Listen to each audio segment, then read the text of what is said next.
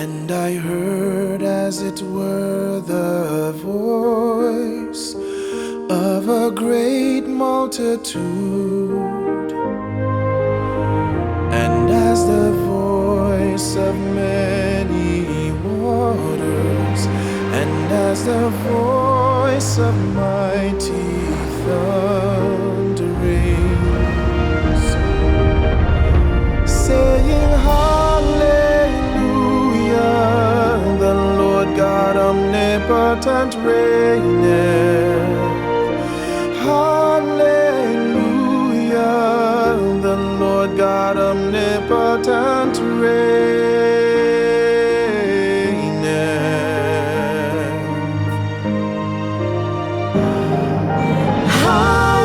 Hallelujah, the Lord God omnipotent reigneth. Hallelujah, the Lord God omnipotent reigneth.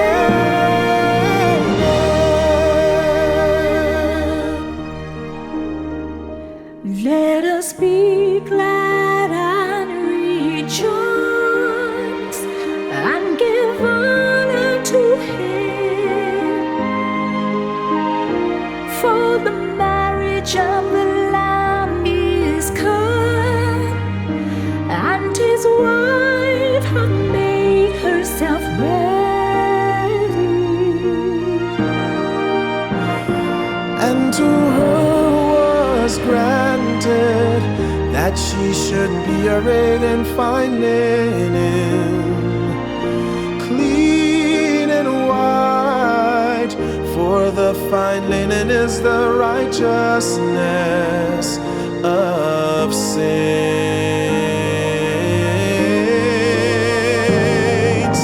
Hallelujah, the Lord God omnipotent reigneth. Hallelujah, the Lord God omnipotent reigneth. And He saith unto me, Right, blessed are they which are called unto the marriage supper of the Lamb. And He saith unto me, These are the true sayings of God. Hallelujah, the Lord God omnipotent reigneth. Hallelujah, the Lord God omnipotent reigneth. Hallelujah, the Lord God omnipotent reigneth. Hallelujah, the Lord God omnipotent reigneth. Revelation 19 verses 6 through 9. The Lord God omnipotent reigneth.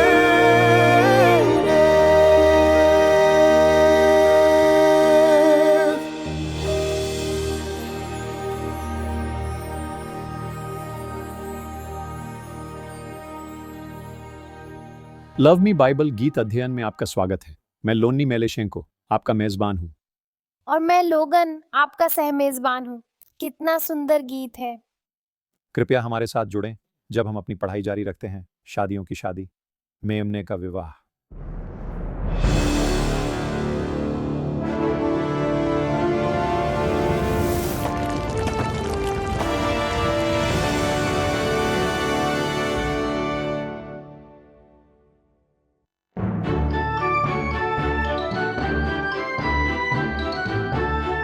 और अब ये Bible कहानी का समय है लोगन के साथ।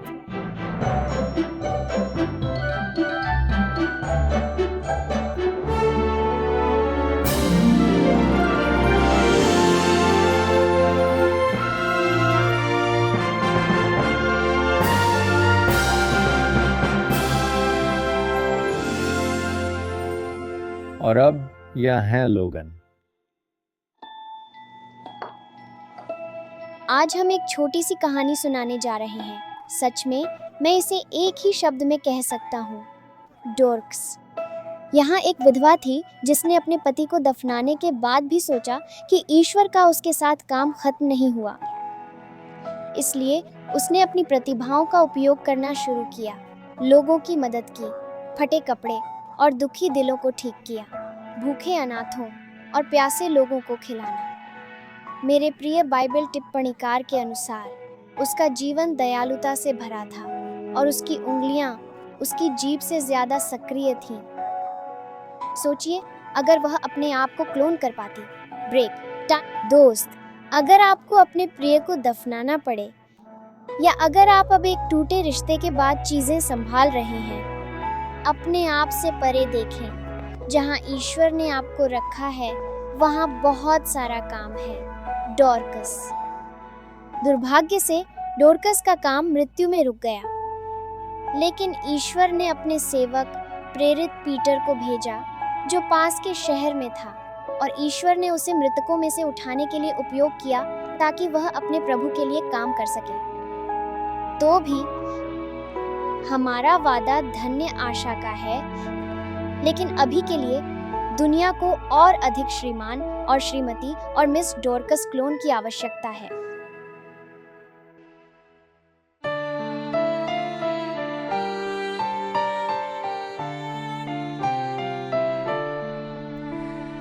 For your Maker is your husband, the Lord of hosts is his name, and your Redeemer is the Holy One of Israel. He is called the God of the whole earth. For your Maker is your husband, the Lord of hosts is his name.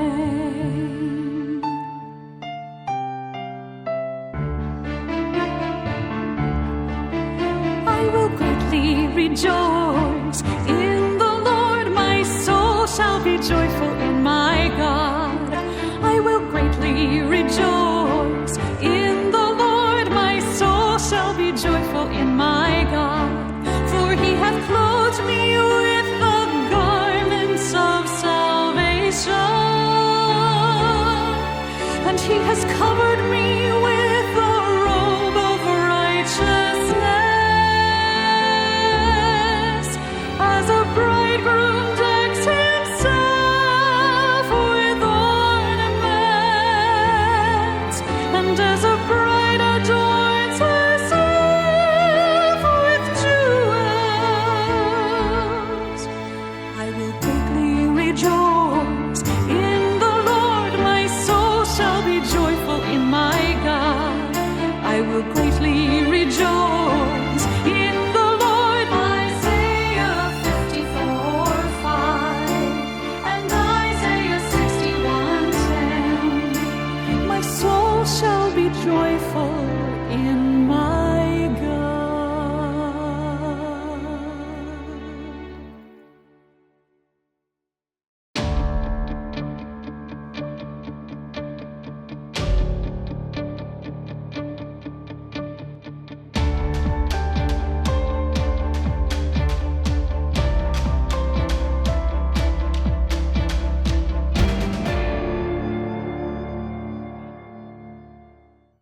Andrew Hayes churchleaders.com के वरिष्ठ संपादक outreach media group में और Glenn Stanton जो परिवार निर्माण अध्ययन के निदेशक थे ने विवाह के स्वास्थ्य लाभों पर लेख लिखा है।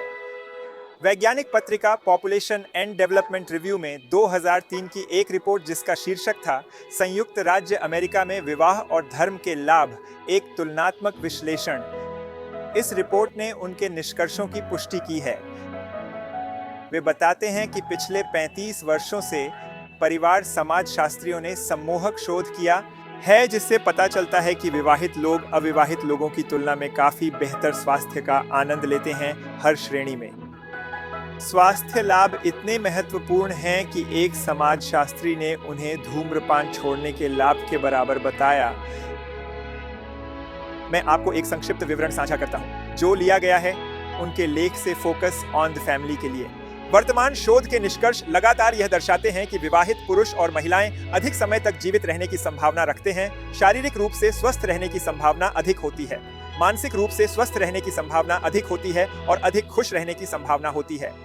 बीमारी से जल्दी और सफलतापूर्वक उबरने की संभावना अधिक होती है और सामान्यतः वे अपनी देखभाल बेहतर तरीके से करते हैं और जोखिम भरे व्यवहार से बचते हैं। आइए दीर्घायु पर नजर डालते हैं। UCLA के प्रोफेसर रॉबर्ट कूम्स ने पाया, लगभग हर मृत्यु दर और वैवाहिक स्थिति का अध्ययन यह दर्शाता है कि अविवाहित पुरुष और महिलाएं दोनों की मृत्यु दर अधिक होती है, चाहे वह दुर्घटना से हो, बीमारी से हो या आत्म प्रेरित घावों से हो, और यह हर उस देश में पाया जाता है जो सटीक स्वास्थ्य सांख्यिकी बनाए रखता है। उदाहरण के लिए 48 वर्ष की आयु में जीवित 9 में से 10 विवाहित महिलाएं 65 वर्ष की आयु में भी जीवित रहती हैं। इसके विपरीत 8 में से 10 अविवाहित महिलाएं 65 वर्ष की आयु तक जीवित रहती हैं। पुरुषों के लिए संबंधित तुलना एक अधिक स्पष्ट अंतर प्रकट करती है। शादीशुदा समूह के लिए 10 में से 9 बनाम उन लोगों के लिए केवल 10 में से 6 जो कभी शादीशुदा नहीं थे। शादीशुदा लोगों के लंबे जीवन जीने के कारण पूरी तरह से समझ में नहीं आते हैं, लेकिन शोधकर्ताओं का अनुमान है कि यह लाभ शादी के आर्थिक लाभों से हो सकता है। हालांकि उन्होंने आय स्तर और मृत्यु की संभावना के बीच कोई महत्वपूर्ण संबंध नहीं पाया। जब जीवन को बढ़ाने की बात आती है तो शादी पैसा नहीं, लगातार लाभ की भविष्यवाणी करती है। शारीरिक स्वास्थ्य के लाभ के बारे में क्या? शादीशुदा लोग लंबे समय तक जीवित रहते हैं क्योंकि वे बेहतर शारीरिक स्वास्थ्य का आनंद लेने की अधिक संभावना रखते हैं। विभिन्न तरीके जिनसे शादीशुदा वयस्कों के स्वास्थ्य की रक्षा करती है बहुत व्यापक हैं। शादी का सुरक्षात्मक प्रभाव न केवल छोटे रोगों जैसे सर्दी, फ्लू और माइग्रेन सिर दर्द पर लागू होता है, बल्कि कैंसर जैसी गंभीर स्वास्थ्य समस्याओं पर भी लागू होता है। हृदय रोग और दिल के दौरे के साथ साथ किसी भी प्रकार की सर्जरी की आवश्यकता पर भी। विवाह के स्वास्थ्य लाभों का एक महत्वपूर्ण कारण यह है कि पति पत्नी एक दूसरे के विकल्पों से गहराई से अवगत होते हैं और प्रभावित होते हैं। वास्तव में पुरुष अपनी वास्तविक शादी की तारीख से 1 साल पहले तक कई आत्म विनाशकारी पैटर्न को कम कर देते हैं। कुछ अध्ययन तो यह भी सुझाव देते हैं कि वैवाहिक संबंध वास्तव में प्रतिरक्षा प्रणाली को बढ़ावा देते हैं, जिससे बीमारी की संभावना कम हो जाती है। मानसिक स्वास्थ्य और खुशी के बारे में क्या? अनुसंधान से पता चलता है कि विवाहित पुरुषों और महिलाओं में किसी भी प्रकार की मानसिक बीमारी विकसित होने की संभावना कम होती है। तलाक और अलगाव मानसिक बीमारी के बहुत अधिक जोखिम से जुड़े होते हैं, जिनमें सबसे आम अवसाद होता है। मानसिक स्वास्थ्य के अलावा विवाहित लोग स्वयं को इस प्रकार वर्णित करने की अधिक संभावना रखते हैं। खुश बताते हैं। कुछ शोधकर्ताओं ने विवाहित लोगों द्वारा अनुभव की गई समग्र बढ़ी हुई खुशी की तुलना 1 लाख प्राप्त करने के बाद के अनुभव से की है। वार्षिक वेतन वृद्धि। दिलचस्प बात यह है, विवाहित लोगों द्वारा प्राप्त स्वास्थ्य लाभ लिव इन संबंधों में मौजूद नहीं होते हैं अपने प्रेमी या प्रेमिका के साथ रहने पर। कई अध्ययनों ने यह पता लगाने की कोशिश की है कि क्या लिव इन जोड़े या करीबी संबंधों वाले अविवाहित लोग विवाहित लोगों के समान स्वास्थ्य लाभ का आनंद लेते हैं। वे नहीं करते। दीर्घायु और स्वास्थ्य की बढ़ी हुई संभावना का कारण बनने वाला तंत्र लिव इन जोड़ों द्वारा साझा नहीं किया जाता है। विवाह के विपरीत लिव इन संबंधों का वित्तीय संतोष और स्वास्थ्य दोनों के साथ नकारात्मक संबंध होता है। कई शोधकर्ताओं ने नोट किया है कि लिव इन जोड़ों की मनोवैज्ञानिक भलाई विवाहित व्यक्तियों की तुलना में कम होती है, यह सुझाव देते हुए कि विवाह के सुरक्षा प्रभाव लिव इन संबंधों पर उतने लागू नहीं होते। लेकिन अगर मैं अविवाहित हूं या अलग हो गया हूं या तलाकशुदा हूं, याद रखें कि अकेले होने से भी बुरी चीजें होती हैं, जैसे कि एक विनाशकारी रिश्ते में फंस जाना या उससे भी बुरा। वास्तव में प्रेरित पौलुस ने यह माना कि एक अकेले व्यक्ति का जीवन अत्यंत संतोषजनक हो सकता है, विशेष रूप से जब उनका जीवन ईश्वर को समर्पित हो। और जब आप अपने स्वर्गीय पिता के हाथों में विश्वास रखते हैं तो ईश्वर जानते हैं कि आपको क्या चाहिए। इसलिए आप पौलुस के साथ कह सकते हैं, मैंने सीखा है कि मैं जिस भी स्थिति में हूं, डर के साथ संतुष्ट रहना।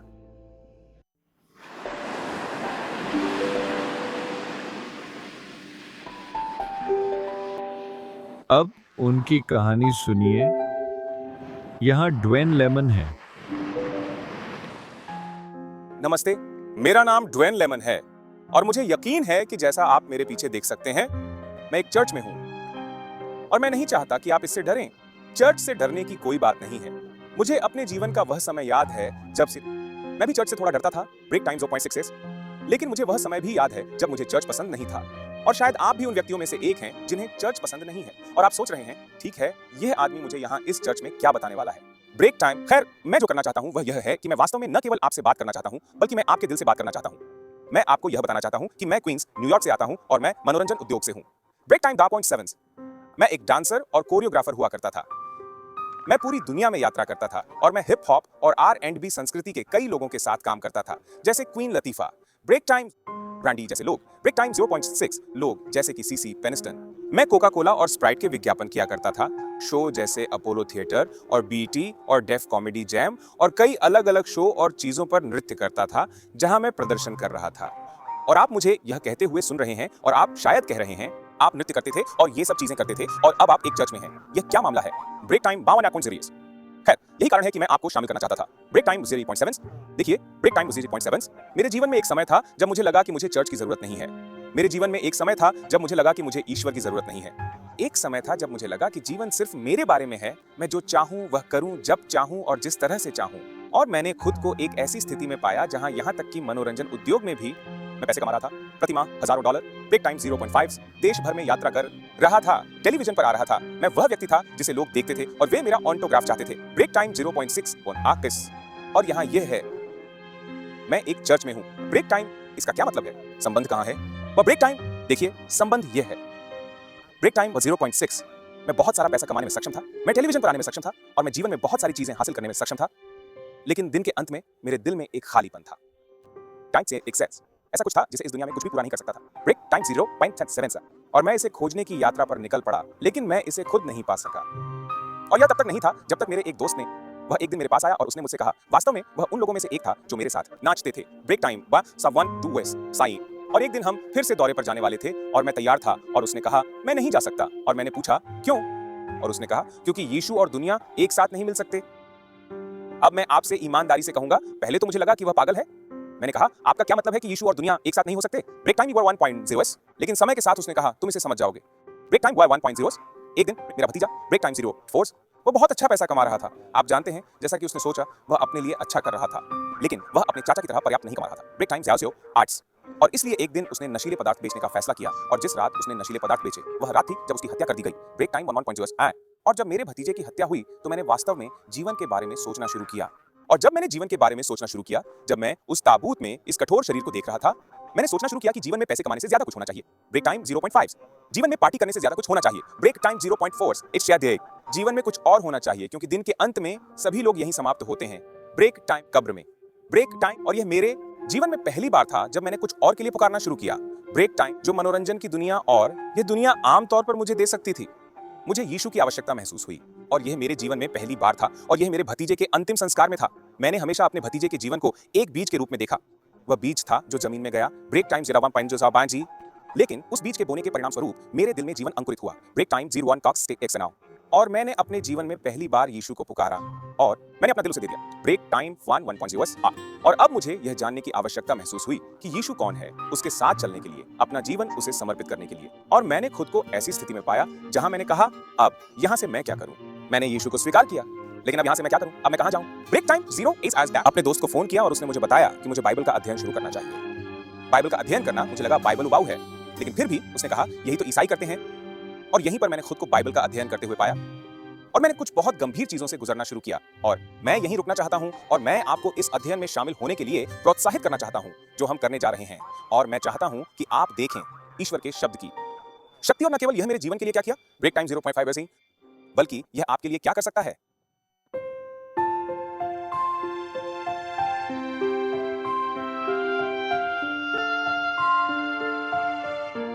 और अब यहाँ जैरेड है। कल्पना कीजिए कि आप और आपके जीवन साथी के वैवाहिक जीवन में समस्याएं हैं और इसके परिणाम स्वरूप आप एक दूसरे से दूर होते जा रहे हैं। मामलों को और जटिल बनाने के लिए आप काम पर एक व्यक्ति को देखते हैं जो दिखने में बहुत अधिक आकर्षक है, जो आप अपने साथी में चाहते हैं, आप क्या करेंगे? ए, पहले की तरह जारी रखें, उम्मीद करते हुए कि सब कुछ ठीक हो जाएगा। बी, उस व्यक्ति के साथ और अधिक नजदीक जाने की कोशिश करें, उम्मीद करते हुए कि यह व्यक्ति आपकी मदद करेगा। सी, ये अपने जीवन साथी को बताएं कि उसे बेहतरी के लिए बदलाव करने की जरूरत है, वरना आपकी शादी खतरे में पड़ सकती है, खत्म हो सकती है। डी, उन सिद्धांतों का पालन करने का प्रयास करें जो आपने अभी सुने हैं और अपने साथी से विवाह में तनाव और दबाव के बारे में चर्चा करें। ई, पेशेवर सहायता लें। एफ, ब्रेक टाइम 5, अपने आप को लास वेगास की यात्रा पर ले जाएं ताकि आप सोच सकें।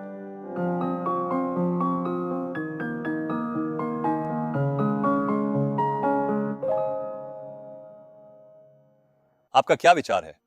मुझे नहीं लगता कि विकल्प ए अच्छा है। जब विवाह इस तरह की स्थिति में पहुंचता है तो कुछ करना जरूरी है।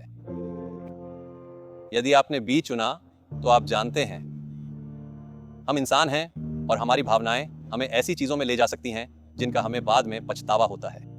ईश्वर ही जानता है कि कितनी जिंदगियां, निर्दोष जीवन, बच्चों के बारे में सोचें जो इस पाप से बर्बाद हुई हैं।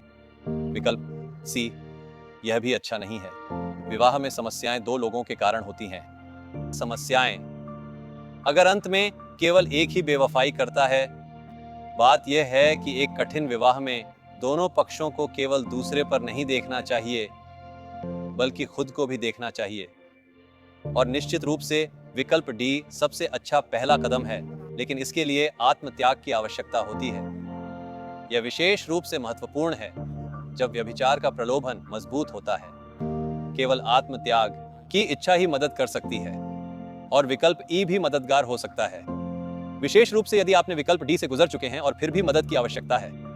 और विकल्प एफ के लिए, खैर, आपने सुना है कि वेगास में जो होता है वह वहीं रहता है। जिसने यह कहा वह ईश्वर के लिए नहीं बोल रहा था। अगर आपको यात्रा करनी है तो मेरी सलाह है, अपने साथी को ले जाइए, और अगर आप एक साफ विवाह को मजबूत करने वाली चीजें करने की तलाश में हैं तो आप शायद उन्हें स्ट्रिप पर नहीं पाएंगे। आपको हूवर डैम का दौरा करने में बेहतर भाग्य मिलेगा।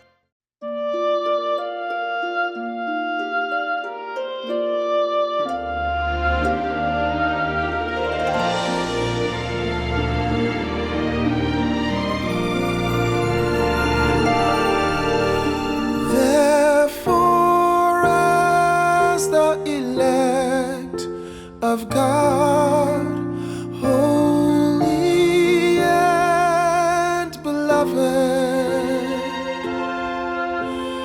put on tender mercies, kindness, humility, meekness, long-suffering,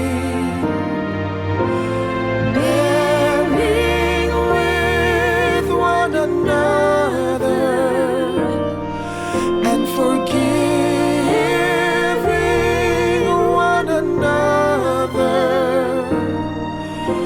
If anyone has a complaint against another, even as Christ forgave you, so you also must do. But above all these things, put on love, which is the bond of perfection, and let the peace of God rule in your hearts, to which also you were called in one body, and be thankful.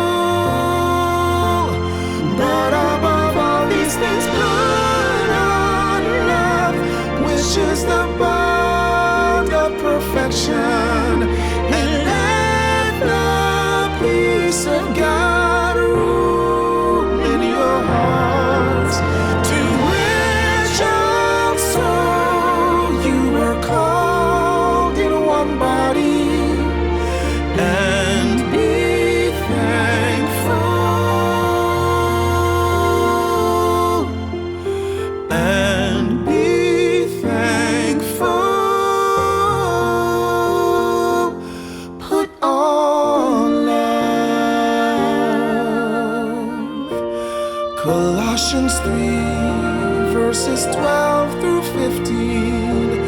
Put on love.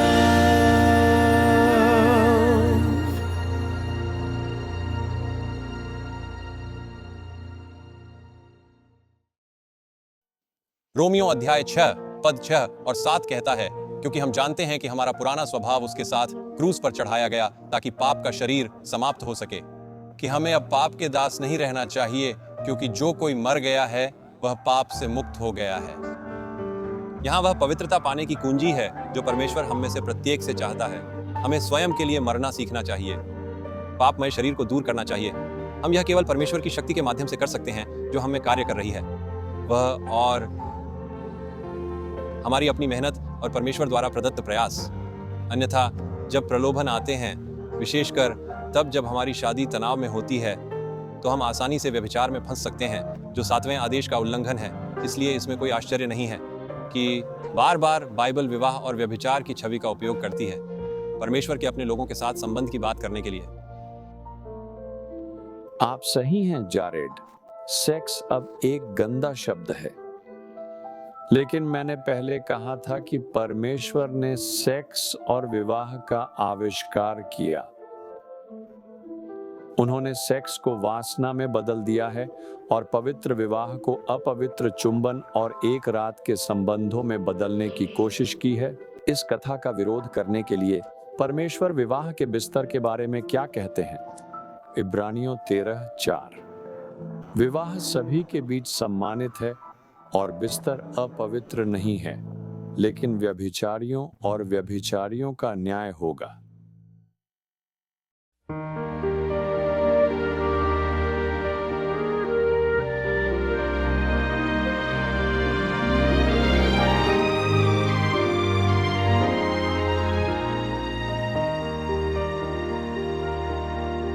Marriage is honorable and the bed undefiled. But whoremongers and adulterers God will judge. Marriage is honorable and the bed undefiled. But whoremongers and adulterers God will judge. Whoremongers and adulterers. Whoremongers and adulterers, God will judge.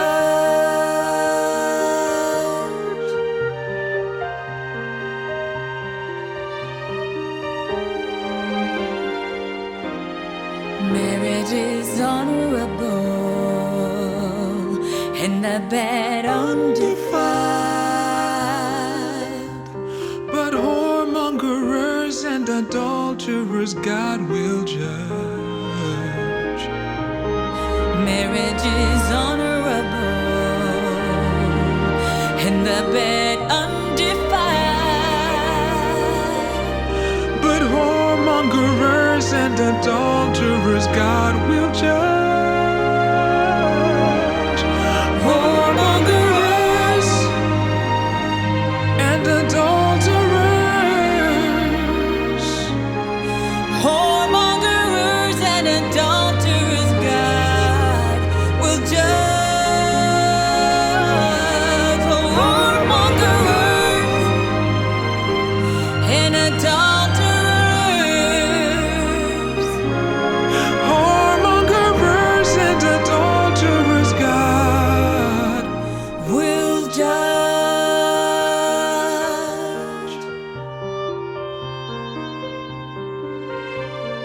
Hebrews 13:4, God will judge.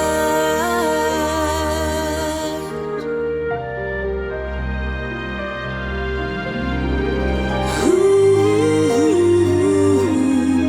God will judge.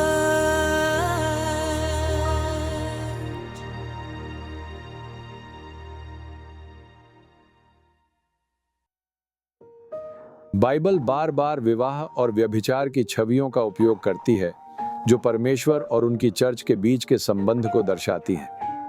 गलती न करें, कुंवारेपन का उपहार सबसे अच्छा उपहार है जो आप वेदी पर एक दूसरे को दे सकते हैं जब आप दोनों विवाह के लिए हाँ कहते हैं। यह परमेश्वर का आदर्श है, परंतु क्या परमेश्वर चर्च का प्रतिनिधित्व करने के लिए एक पवित्र कुंवारी का प्रतीक बनाते हैं? ये एक जटिल सवाल है, इस पर सोचें। आज कुछ श्लोक साझा करेंगे जो हिब्रू बाइबल या पुरानी वसीयत से है, जहां परमेश्वर अपने चर्च के साथ अपने संबंध को प्रेम की भाषा में बताते हैं। लेकिन क्या आप एक नए नियम का कोई शास्त्र सोच सकते हैं? यहाँ एलेसांद्रा है। हाँ पादरी, कई श्लोक हैं। यहाँ एक महान है। एक इफिसियों 5:25 से 27। पतियों अपनी पत्नियों से प्यार करो जैसे मसीह ने चर्च से प्रेम किया, ताकि वह उसे पवित्र करे पानी के धोने से और वचन द्वारा उसे शुद्ध करके, ताकि वह चर्च को अपने लिए महिमा में प्रस्तुत कर सके, बिना दाग या झुर्री या ऐसी किसी चीज के, ताकि वह पवित्र रहे और बिना दोष के। और अब गाने का समय है। जब बाइबल का पाठ स्क्रीन पर आए, हम सब गाएंगे।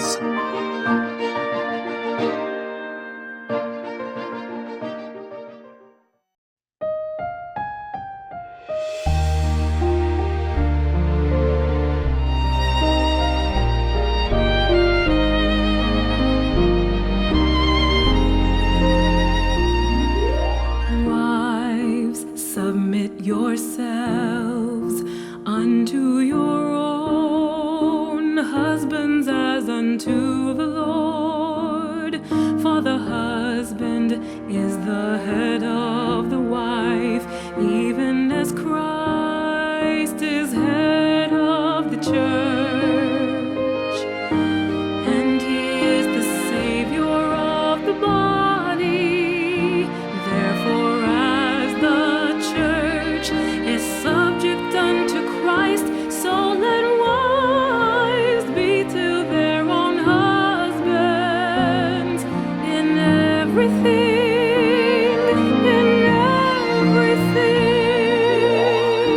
Husbands, love your wives, even as Christ also loved the church and gave himself for it, that he might sanctify and cleanse it with the washing of water by the word, that he might present it to himself as a glorious church without spot or wrinkle or any such thing, but that it should be holy and without blemish. So ought men to love their wives as their own bodies. He that loveth his wife loveth himself, submitting yourselves one to another in the fear of God.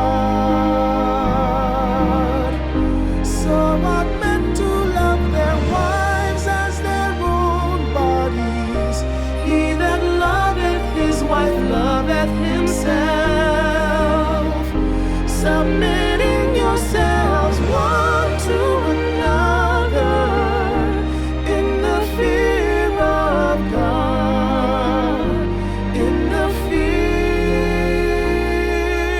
of God.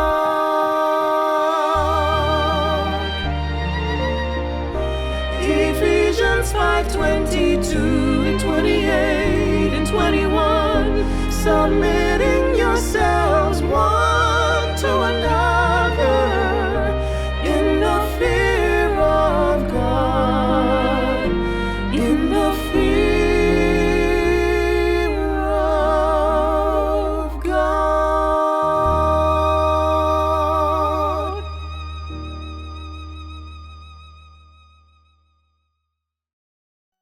इस पाठ को देखिए और इसमें क्या लिखा है। देखो, एक पवित्र और शुद्ध विवाह किस तरह से एक पवित्र चर्च का प्रतीक है। हो सकता है कि आप इसे भूल गए हों, इसलिए मैं आपको इसकी ओर ध्यान दिलाना चाहता हूँ। ईश्वर एक शुद्ध कुंवारी को अपनी चर्च का प्रतीक नहीं मानते। वह एक विवाहित दुल्हन का उपयोग करते हैं। यह विषय बार बार आता है। अब पास्टर मेलाशेंको। एलेसांद्रा, आपके ज्ञानवर्धक उत्तरों के लिए धन्यवाद। अब यहाँ ताज हैं जो आगे विस्तार से बताएंगे। तो यहाँ सौदा है। ईश्वर आपको अपनी दुल्हन के रूप में प्यार करना चाहता है। ईश्वर एक ग्राफिक प्रतीकात्मक भाषा का उपयोग करता है जो PG-13 के रूप में रेट की जाएगी। यह स्केल 16 पद 7 और 8। मैंने तुम्हें खेत में पौधे की तरह पनपाया और तुम बढ़े, विकसित हुए और बहुत सुंदर हो गए। तुम्हारे स्तन विकसित हुए और तुम्हारे बाल बढ़े, लेकिन तुम नग्न और नंगे थे। जब मैं फिर से तुम्हारे पास से गुजरा और तुम्हें देखा तो वास्तव में तुम्हारा समय जीवन का समय था। मैंने अपने पंखों से आपको ढक दिया। हाँ, मैंने आपको शपथ दी और एक वाचा में प्रवेश किया और आप मेरी हो गईं। ईश्वर कहते हैं, जैसे शुद्ध विवाह विश्वास योग्य चर्च का प्रतीक है जो ईश्वर के साथ अच्छे संबंध में है, एक अशुद्ध विवाह विश्वासघाती चर्च का प्रतीक है। वास्तव में प्रकट होने वाली पुस्तक एक वेश्या की छवि का उपयोग करती है ताकि अंतिम दिन में अपोस्टेट धर्म का प्रतीक हो। यह कहना दुखद है। कई जो खुद को ईसाई कहते हैं वे विश्वासघाती होंगे, और बाइबल इस विचार को चित्रित करने के लिए नैतिक अशुद्धता की छवि का उपयोग करती है। प्रकाशित वाक्य 17 पद 1 से 4 कहता है, और उन 7 स्वर्गदूतों में से एक आया जिनके पास 7 कटोरे थे और मुझसे कहा, यहाँ आओ और मैं तुम्हें उस महान वेश्या का न्याय दिखाऊंगा जो कई जल पर बैठी है, जिसके साथ पृथ्वी के राजाओं ने व्यभिचार किया है, और पृथ्वी पर रहने वाले लोग उसके व्यभिचार की मदिरा से मतवाले हो गए। और वह मुझे आत्मा में जंगल में ले गया और मैंने एक स्त्री को देखा, एक लाल रंग के जानवर पर बैठी हुई जो निंदा से भरी थी, जिसके 7 सिर और 10 सींग थे। महिला बैंगनी और लाल रंग में सजी हुई थी। उसके हाथ में एक सोने का प्याला था जो घृणाओं से भरा हुआ था, और उसकी व्यभिचार की अशुद्ध चीजें। यह एक विवरण है ना? इस शक्ति की सटीक पहचान महत्वपूर्ण है, लेकिन यह एक और विषय है। इस समय जो महत्वपूर्ण है वह है महिला की छवि में जो संदेश है। वहां देखिए अशुद्धता की प्रचुरता। यह वेश्या की बात है, और शब्द व्यभिचार 3 बार उल्लेखित है। यह एक शुद्ध महिला नहीं है, जिसका विपरीत हम पहले देख चुके हैं। वास्तव में अंतिम दिनों में ईश्वर के पास एक भाग्यशाली लोग होंगे, एक लोग जो उसकी इच्छा करेंगे भले ही दुनिया उनके खिलाफ हो। जिस छवि का हमने अभी पढ़ा, ईश्वर यह अंतिम दिनों की घटनाओं का वर्णन करते हैं। प्रकाशित वाक्य 14 श्लोक 8 में लिखा है, एक बार फिर हम अशुद्धता की छवि देखते हैं जो ईश्वर के प्रति वफादार नहीं। यह वही है जो हम देखेंगे, और यह खराब होगा जब हम अंत की ओर हैं। इसके विपरीत कुछ पदों के बाद हम प्रकाशित वाक्य 14-12 में ईश्वर की भाग्यशाली दुल्हन का वर्णन पढ़ते हैं। यह कहता है, संतों का धैर्य है। यह वे हैं जो परमेश्वर के नियमों का पालन करते हैं और यीशु की श्रद्धा। अब संत का यह शब्द पवित्र और निष्कलंक लोगों को दर्शाता है। ईश्वर की पत्नी, उसकी चर्च, जो लोग अपनी पवित्रता और शुद्धता यीशु में खोजते हैं, न कि अपने भीतर, और अपनी धार्मिकता को उस पर छोड़ते हैं, न कि अपने ऊपर, और विश्वास के द्वारा उसके सभी आदेशों का पालन करते हैं। हम में से कोई भी अभी इस समूह में शामिल हो सकता है। हम केवल यीशु पर विश्वास करने का चुनाव नहीं कर सकते, बल्कि उसे प्रेम और आज्ञा मानने का भी। हम अभी उसकी कृपा और शक्ति से विश्वास योग्य और शुद्ध बनने का चुनाव कर सकते हैं, न केवल अपने साथी के प्रति जो महत्वपूर्ण है, बल्कि ईश्वर के प्रति जो हमारे स्वर्गीय पति हैं। अब सभी शादियों की शादी के लिए तैयार होने का समय है, जिसे बाइबल मेमन की शादी की दावत कहती है। और देखें कि इस सभी शादियों में किसे बुलाया गया है। प्रकाशित वाक्य 19 आयत 7 से 9 कहता है, आओ हम आनंदित हों और महिमा दें, क्योंकि मेमन की शादी आ गई है और उसकी पत्नी ने खुद को तैयार किया है। उसे सफेद लिनन, चमकीला और शुद्ध पहनने का अधिकार दिया गया था, क्योंकि बारीक लिनन संतों के धार्मिक कार्य हैं। और स्वर्गदूत ने मुझसे कहा, इसे लिखो, धन्य हैं वे जो मेमने के विवाह भोज के लिए बुलाए गए हैं। और उसने मुझसे कहा, ये परमेश्वर के सच्चे शब्द हैं। Break time. फिर प्रकाशित वाक्य 21 में 2 और 3 में लिखा है, मैंने नया यरूशलेम पवित्र नगर देखा, जो परमेश्वर से आकाश से उतर रहा था, जो अपने पति के लिए सजाई गई दुल्हन की तरह तैयार था। और मैंने सिंहासन से एक महान आवाज सुनी, कहती है, देखो, परमेश्वर का तंबू मनुष्यों के साथ है, वह उनके साथ रहेगा, वे उसके लोग होंगे और परमेश्वर उनके साथ होगा, वह उनका परमेश्वर होगा। और फिर अंत में प्रकाशित वाक्य 22 में पद 17 में आत्मा और दुल्हन कहती हैं, आओ। जो सुनता है वह आ जाए, और जो प्यासा है वह आए, और जो चाहे वह आए, उसे जीवन का जल मुफ्त में लेने दें। यहाँ है, आत्मा से एक बड़ा निमंत्रण है। यह परमेश्वर का पवित्र आत्मा है, और दुल्हन यह परमेश्वर का चर्च है, जो परमेश्वर की आज्ञाओं का पालन करती है और यीशु की विश्वास रखती है। क्या आप प्रस्ताव स्वीकार करेंगे? परमेश्वर आपसे विवाह करना चाहता है। क्या आप कहेंगे हाँ? हम सभी उस महान दिन पर वहां हों।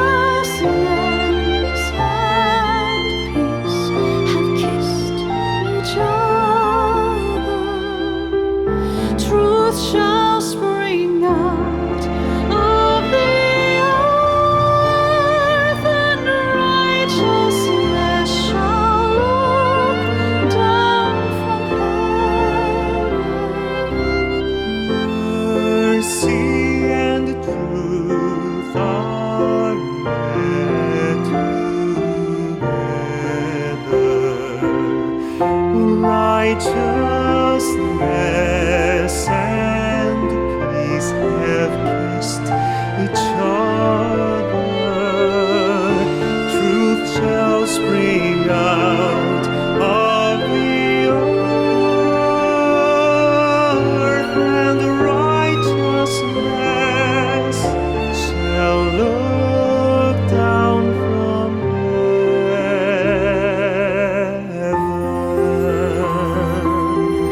Psalm 85, 10 and 11. Truth shall spring out of the earth, and righteousness shall look down.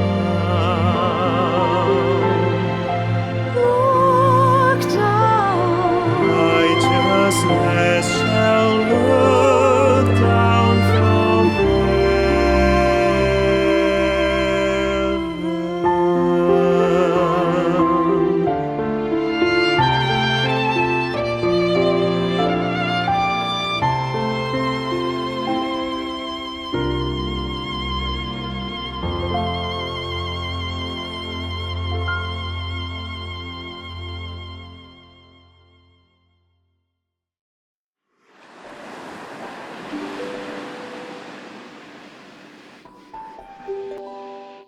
अब हम उनकी व्यक्तिगत कहानी का निष्कर्ष साझा करते हैं। यह ड्वेन लेमन है। तो अब मैं एक ऐसे मुकाम पर हूँ जहाँ मेरा दोस्त मुझसे कह रहा है, ठीक है ड्वेन, तुम्हें बाइबल का अध्ययन करना चाहिए, तुम्हें चर्च जाना चाहिए। तो मैंने कहा, अच्छा मैं किस चर्च में जाऊँ? तो उसने मुझे एक मैं चर्च भेजा, वास्तव में ब्रुकलिन में एक चर्च, और मैंने उसके चर्च में जाना शुरू किया और मैंने बहुत सी चीजें देखी। और मुझे आपको सच बताना है, उनमें से बहुत सी चीजें ब्रेक टाइम 0.5 उनमें से कुछ ने मुझे डरा दिया। मुझे याद है कि जब मैं चर्च के अंदर गया तो मैंने देखा कि लोग गलियारों में दौड़ रहे थे और वे ऐसी भाषाओं में बोल रहे थे जिन्हें मैं समझ नहीं पा रहा था।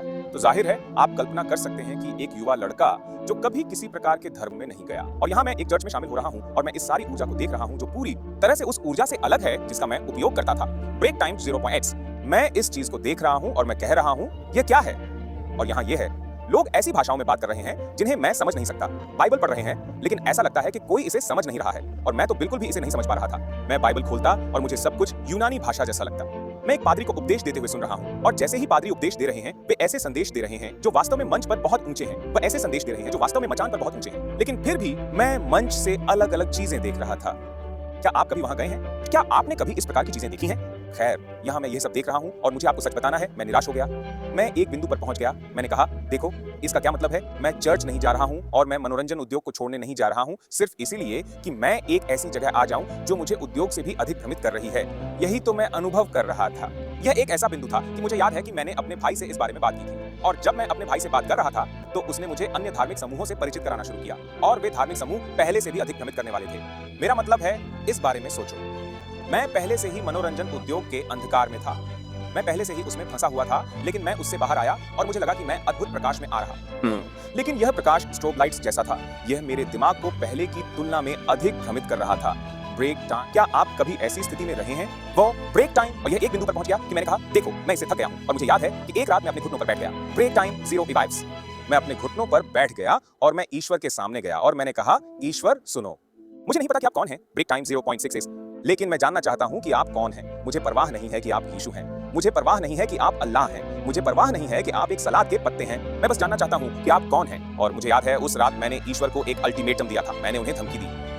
मैंने कहा, मैं भ्रमित रहने से थक गया हूं, मैं इन सब चीजों से गुजरते गुजरते थक गया हूं। अगर आप मुझे कल तक यह नहीं बताते कि आप कौन हैं, तो मैं उन पागल समूहों में से एक में शामिल हो जाऊंगा जिनका हिस्सा मेरा भाई था और मैं खुद ईसाई धर्म का सार्वजनिक दुश्मन नंबर 1 बन जाऊंगा। Break time. खैर, अगले दिन धरती नहीं हिली और बादल निश्चित रूप से नहीं कांपे, लेकिन मुझे याद है, मेरी एक दोस्त, वह मेरे घर आई और उसके पास एक पर्चा था जो उसने सड़क पर पाया था और उस पर्चे में हर विषय था जिसके बारे में मेरे पास सवाल थे। जब मैंने इसे अपने पादरियों के पास ले गया, वे मेरे लिए इसका उत्तर नहीं दे सके। ब्रेक टाइम 1.0s पाउजी और बैठक मेरे घर से केवल 15 मिनट की दूरी पर हो रही थी। ब्रेक टाइम 0.6s अक्वाइयो। मैं उस बैठक में चला गया और मैंने इस व्यक्ति को प्रचार करते हुए सुना और मुझे कुछ बताना है। जब मैंने उस रात इस पादरी को प्रचार करते हुए सुना, वह शनिवार की रात थी, कभी नहीं भूल सकता। जब उस पादरी ने उपदेश दिया तो मैंने सोचा, मैंने कहा, उसके उपदेश देने के तरीके में कुछ अलग है। Break time 2.9। ये कुछ ऐसा था जैसे मैं बाइबल के मत्ती अध्याय 7 और पद 29 को फिर से जी रहा था, जहां यह बताया गया है कि लोग यीशु को उपदेश देते हुए सुनते थे और यह कहा गया है कि वह उनसे अलग था, लिपिकों और फरीसियों से, क्योंकि जब वह उपदेश देते थे, ब्रेक टाइम 0.88, तो ऐसा लगता था जैसे उनके पास इसके साथ एक अधिकार था। यह ऐसा था जैसे यह पादरी जब उपदेश दे रहे थे तो ऐसा लगता था जैसे वह वास्तव में विश्वास करते थे जो बाइबल कह रही थी। ब्रेक टाइम 1.0 यह पहली बार था जब मुझे यह एहसास हुआ। मैंने सोचा कि अधिकांश ईसाई, यदि सभी नहीं तो एक झूठे लोग हैं जो उन चीजों का उपदेश देते हैं जिन्हें वे स्वयं नहीं जीते और उसकी शक्ति के बारे में कुछ नहीं जानते। खैर, यहाँ यह है, यह एक बिंदु पर पहुंच गया कि मैंने कहा, सुनो, मैं जानना चाहता हूँ कि तुम क्या सिखा रहे हो। और वह मुझे सिखाने और मेरे घर आने के लिए तैयार था। और इससे पहले कि आप जाने, उसने मेरे लिए ईश्वर के शब्द को इस तरह से खोल दिया कि मैंने वास्तव में देखना शुरू कर दिया कि बाइबल एक ऐसी किताब थी जिसे मैं वास्तव में समझ सकता था। आपको याद रखना होगा, मैं हाई स्कूल छोड़ चुका था।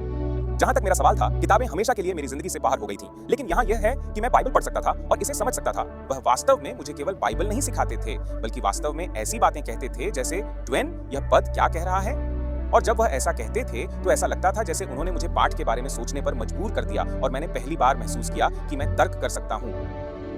यहाँ तक कि शास्त्रों के माध्यम से भी मैं बाइबल को समझ सकता हूँ और वास्तव में इससे ऐसे सबक प्राप्त कर सकता हूँ जिन्हें मैं अपने दैनिक जीवन में लागू कर सकता हूँ। इसने मेरी जिंदगी हमेशा के लिए बदल दी। उन्होंने मुझे यीशु को एक व्यक्तिगत उद्धारकर्ता और मित्र के रूप में परिचित कराना शुरू किया। उसने मुझे यह समझने में मदद करना शुरू किया कि यह संदेश, जिन्हें 3 स्वर्गदूतों का संदेश कहा जाता है, अनंतकालीन सुसमाचार है, जिसका उल्लेख प्रकाशित वाक्य 14 से 12वें पद में किया गया है। आपको इसे पढ़ने की आवश्यकता होगी। और मैंने इसे पढ़ना शुरू किया और न केवल यीशु की सुंदरता के बारे में सीखना शुरू किया, बल्कि इसने इस दुनिया के अंधकार, इस दुनिया की गलतियों को भी उजागर किया, शैतान के जाल जो उसने आपके और मेरे लिए बिछाए हैं।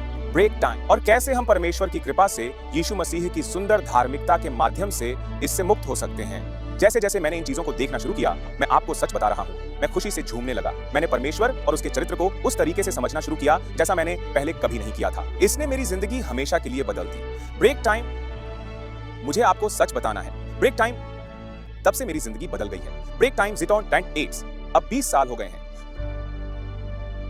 मेरे भाई, मेरी बहन, मेरे दोस्त, मैं आपको यह बताने के लिए यहाँ हूँ कि वही परमेश्वर जिसने मुझसे मुलाकात की जब मैं उस अंतिम संस्कार में था और इसने मेरा ध्यान खींचा, वही ईश्वर हैं जो अभी आपका ध्यान आकर्षित करना चाहते हैं। वही ईश्वर हैं जिन्होंने कई साल पहले कहा था कि मैं तुम्हारे लिए एक स्थान तैयार करने जा रहा हूं और मैं तुम्हें अपने पास लेने के लिए वापस आऊंगा। वह चाहते हैं कि आप अभी तैयार हो जाएं। वह चाहते हैं कि आप समझें कि समय लगभग समाप्त हो चुका है और वह सुनिश्चित करना चाहते हैं कि जब वह वापस आए तो आप उन लोगों में गिने जाएं जो कहेंगे, देखो यह हमारा ईश्वर है। ब्रेक टाइम 0.9 हमने उसका इंतजार किया है। टाइम 0 से 2.8 में एंड वह हमें बचाएगा। ब्रेक टाइम 0 से 6.7 मेरी आशा और मेरी प्रार्थना यह है कि आप अपने ईश्वर के साथ चलने को गंभीरता से लेंगे। इसे एक युवा भाई से लें, ठीक आपकी तरह। इसे एक बड़े व्यक्ति से लें, ठीक आपकी तरह। ब्रेक टाइम कीपर्स, ईश्वर आपके जीवन में वास्तविक हो सकते हैं और ईश्वर चाहते हैं कि आप उनके शीघ्र आगमन के लिए तैयार रहें। कृपया अभी सही चुनाव करने कहने के लिए ईश्वर की कृपा से मैं अब तैयार हो जाऊंगा। मैं बहुत यात्रा करता हूँ और कभी-कभी मुझे उपासना के लिए दिलचस्प निमंत्रण मिलते हैं जो विभिन्न चर्च के बिलबोर्ड पर होते हैं। गैस स्टेशन के पास एक चर्च ने बोर्ड पर एक साइन लगाया जिस पर लिखा था, आपकी कार खाली है, क्या आप भी हैं? जीवन से भरें, यहाँ आइए। शायद आपने इनमें से कुछ आमंत्रण देखे हों। यहाँ कुछ और हैं जो मैंने देखे हैं। स्वर्ग की मुफ्त यात्रा, विवरण अंदर, नए लुक की तलाश। यहाँ अपना विश्वास बढ़ाएं। आज अंदर आएं और प्रार्थना करें। क्रिसमस की भीड़ से बचें। क्या आप जिस रास्ते पर हैं वह आपको मेरे पास ले जाएगा? ईश्वर, यह असंभव है कि पाप के वेतन में कमी आएगी। अनंत काल की मुफ्त यात्रा, क्या आप धूम्रपान या गैर धूम्रपान अनुभाग में जाएंगे? चर्च ले जाने के लिए शव वाहन का इंतजार मत कर। या यह कैसे? CH खाली खाली CH। क्या नहीं है, आप हैं। मेरा मतलब है सच में यह संकेत। यह सुने प्रकाशित वाक्य 22:17 में, आत्मा और दुल्हन कहती हैं, आओ। यह आपका निमंत्रण है।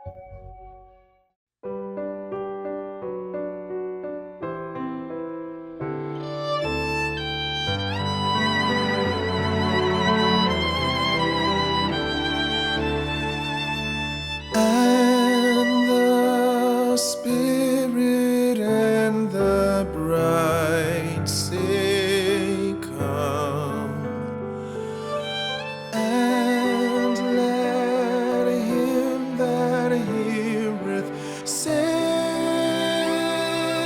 come, and let him that is athirst come. Let him take the water of life freely. Whosoever will, whosoever will, let him take the water of life freely.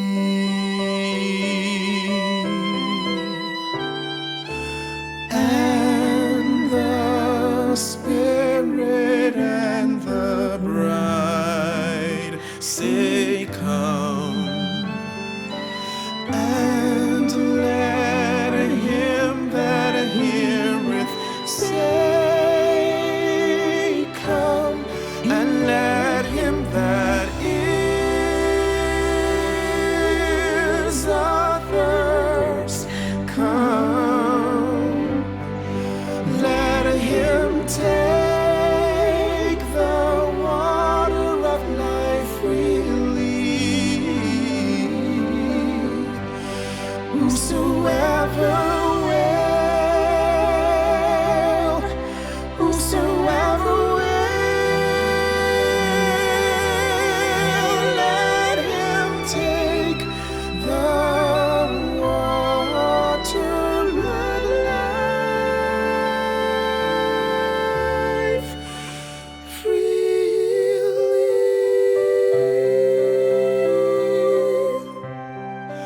Revelation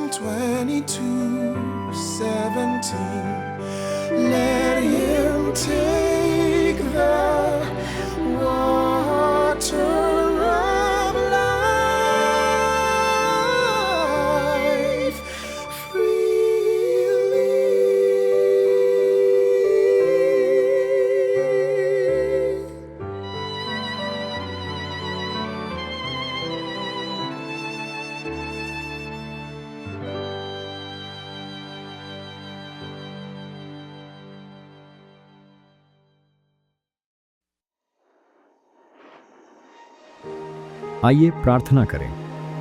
स्वर्ग में पिता, हम मेमने के विवाह के लिए आपके निमंत्रण का जवाब देते हैं। हम आपके विवाह के प्रस्ताव पर सहमति जताते हैं।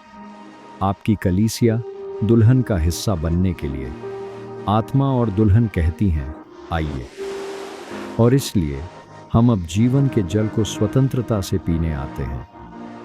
यीशु के नाम पर आमीन। अगली बार तक याद रखें, आत्मा और दुल्हन कहते हैं आओ मित्र। यह एक शादी का निमंत्रण है जिसे आप छोड़ नहीं सकते। तुम अपने परमेश्वर से अपने पूरे हृदय से प्रेम करोगे, और अपनी पूरी आत्मा से, और अपनी पूरी बुद्धि से, और अपनी पूरी शक्ति से, और अपने पड़ोसी से प्रेम करो जैसे तुम स्वयं से करते हो।